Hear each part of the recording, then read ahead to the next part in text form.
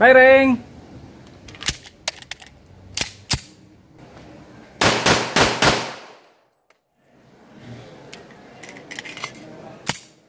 Okay din siya. Ayan. So ayos na ayos. Ito yung latest model ng TAC Ultra. Ayan. So Rock Island Armory. Yung kati namin.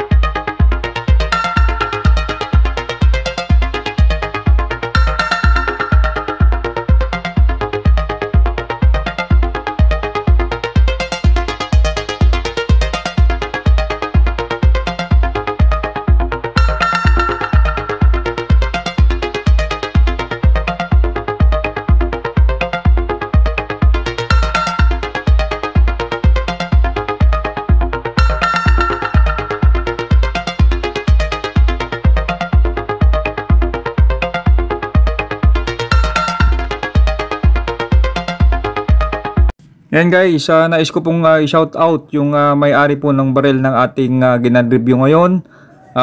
Walang iba kundi si Sir Alan Angko. Ayan, so ka-member ko po siya sa Bataan Shooters Gun Club. So si Sir Alan ay naglalaro po siya ng Standard Division at Production. So ito po yung isang baril niya po na ginagamit sa Standard Division. Ayan sir, shout out at maraming salamat po sa pagpapa-unlock ng baril mo at pinahiram mo po sa akin para dito sa ating gun review. Salamat sir.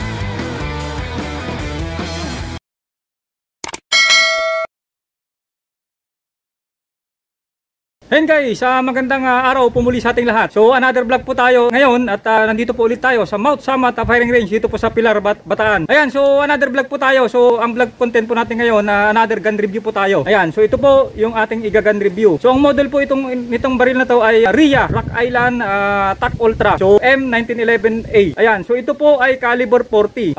Guys, ito po ay ready for competition na. So kung gusto niyo, kung affordable lang po yung budget na gusto niyo mabili na baril at ito ay gusto nyo nang ipanlaro mismo on the spot sa ating shooting competition na wala nang mga customize, so pwede po ito. So affordable po siya kasi unlike po dun sa mga manufacture na baril na nagsi 6 digit po yung presyo. Ayan, so ito po ay nasa 5 digit. 5 digit po siya at sinabi ko affordable, kayang-kaya na po ito ng mga gustong sumali, mga shooter, aspiring shooter na gustong masubukan at gustong miki-join sa ating shooting competition. So ito po yung baril na pwede nating ready for competition na wala natin mabaguhin. Itong baril na to ay standard division po siya. So caliber 40, major low. So ano ba yung mayroon dito sa baril na to? So kung mapapansin nyo, stock, wala po na bago ito. So stock from the gun store, walang napalitan. Ayan. So kung titingnan nyo, yung front sight niya ay fiber na rin po siya. So yung kanyang ambidextrous safety.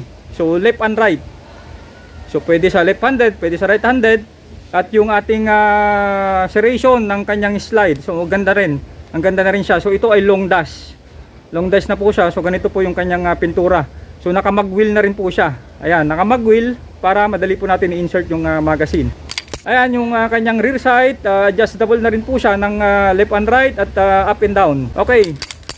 So yung trigger niya, ganyan. So ganda na rin, maganda na rin po yung kanyang forma. So yung kanyang trigger guard ay round, pwede po siya sa holster ng pang 1911 at 2011. Okay, so ang trigger pounds po nito from stock gun, hindi pa nati-trigger job. So malambot na rin kahit paano, pwede na rin. Siguro ang trigger pounds po nito ay nasa 3.5. Okay, so yung recoil spring niya, I think nasa ano po siguro tong recoil niya, mga nasa 13 pounds. Okay, ito po yung kanyang magazine. So by default, ito ay 15 rounds. So nag-purchase na po ng base pad yung may-ari. Ayan, so ito ay nasa ano na siya, nasa 17 to 18 rounds. Alam naman natin na yung mga barrel minsan na binibili natin na hindi ready for competition. So marami pa tayong pinababago kasi masyadong matigas yung kanyang peripherals. Yung mga gaano, yung affordable na yung budget, pwede na po itong bilhin para makapaglaro na tayo ng ating shooting competition. Ayan, so ito i-testing po natin, iputok po natin siya para makita natin yung accuracy niya, yung recoil. Firing!